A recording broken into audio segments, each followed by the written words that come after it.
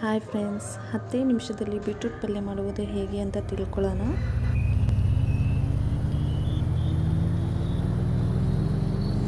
Hi friends, ನಾನು ನಿಮ್ಮ Vidya. Welcome back to my YouTube channel. ನಾನು ಇವತ್ತು ಏನು ರೆಸಿಪಿ ಮಾಡ್ತಾಯಿದ್ದೀನಿ ಅಂದರೆ 10 ನಿಮಿಷದಲ್ಲಿ ಬೀಟ್ರೂಟ್ ಪಲ್ಯ ಮಾಡುವುದು ಹೇಗೆ ಅಂತ ತಿಳಿಸ್ಕೊಡ್ತೀನಿ. ಇವಾಗ ಇದಕ್ಕೆ ಏನೇನು ಬೇಕಾಗುತ್ತೆ ಅಂತ ತಿಳಿಸ್ಕೊಡ್ತೀನಿ ನೋಡಿ. ನಿಮ್ಗೆ ಎಷ್ಟು ಬೇಕು ಅಷ್ಟು ಬೀಟ್ರೂಟನ್ನು ತಗೋಬೇಕಾಗುತ್ತೆ. ಮತ್ತು ಒಗ್ಗರಣೆಗೆ ಕಡಲೆಬೇಳೆ, ಉದ್ದಿನಬೇಳೆ, ಸಾಸಿವೆ, ಕರಿಬೇವು, ಮೆಣಸಿನ್ಕಾಯಿ, ಮತ್ತು ರುಚಿಗೆ ತಕ್ಕಷ್ಟು ಉಪ್ಪು, 1 ಟೀ ಸ್ಪೂನ್ ಖಾರದ ಪುಡಿ, ಅರ್ಧ ಟೀ ಸ್ಪೂನ್ ಅರಿಶಿನ, ಮತ್ತು ಆಯಿಲ್ ತಗೋಬೇಕಾಗುತ್ತೆ, ಮತ್ತು ಸ್ವಲ್ಪ ಕೊತ್ತಂಬರಿ. ಈಗ ಮಾಡುವ ವಿಧಾನ ಹೇಗೆ ಅಂತ ತಿಳ್ಕೊಳ್ಳೋಣ. ಒಂದು ಪ್ಯಾನ್ ತಗೋಬೇಕಾಗುತ್ತೆ,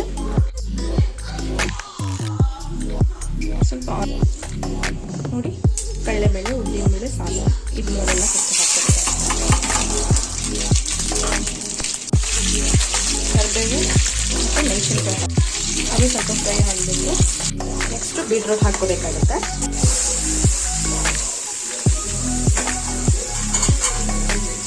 ಬೀಟ್ರೂಟ್ ಹಾಕ್ಕೊಂಡಿದ್ದೀವಿ. ಮತ್ತು ಖಾರದ ಪುಡಿ, ಅರಿಶಿನ, ಉಪ್ಪು ಇದು ಮೂರು ಹಾಕ್ಕೋಬೇಕಾಗತ್ತೆ. ಇದನ್ನು ಮಿಕ್ಸ್ ಮಾಡ್ಕೋಬೇಕು. ಕೊತ್ತಂಬರಿಯನ್ನು ತುರ್ಕೋಬೇಕಾಗುತ್ತೆ. ಇದನ್ನು ಮಿಕ್ಸ್ ಮಾಡ್ಕೋಬೇಕು. ಕಲಾಯಿಸಾಯಿತು. ಪ್ಲೇಟ್ ಮುಚ್ಚಿ ಒಂದು 10 ನಿಮಿಷ ಬೇಯೋದಕ್ಕೆ ಬಿಡೋಣ, ಲೋ ಫ್ಲೇಮಲ್ಲಿಟ್ಟು.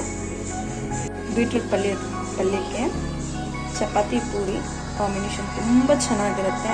ಒಂದ್ಸಲ ಮಾಡಿದ್ದೀನಿ, ನಿಮಗೆ ಗೊತ್ತಾಗುತ್ತೆ ಹೇಗಿದೆ ಅಂತ. 10 ನಿಮಿಷದಲ್ಲಿ ಬೀಟ್ರೂಟ್ ಪಲ್ಯ ರೆಡಿ. 10 ನಿಮಿಷದಲ್ಲಿ ಬೀಟ್ರೂಟ್ ಪಲ್ಯ ರೆಡಿಯಾಗಿದೆ. ಪೂರಿ ಜೊತೆಗೆ ಪೂರಿ ಕಾಂಬಿನೇಷನ್ ಸೂಪರ್ ಆಗಿರುತ್ತೆ. ಒಂದ್ಸಲ ನೀವು ಮಾಡಿ ನೋಡಿ ಹೇಗಿರುತ್ತೆ ಅಂತ ನಿಮಗೆ ಗೊತ್ತಾಗುತ್ತೆ. ಓಕೆ, ಇಷ್ಟವಾದಲ್ಲಿ ಲೈಕ್ ಮಾಡಿ, ಶೇರ್ ಮಾಡಿ ಆ್ಯಂಡ್ ಕಮೆಂಟ್ ಮಾಡಿ, ಸಬ್ಸ್ಕ್ರೈಬ್ ಮಾಡಿ. Thank you so much friends.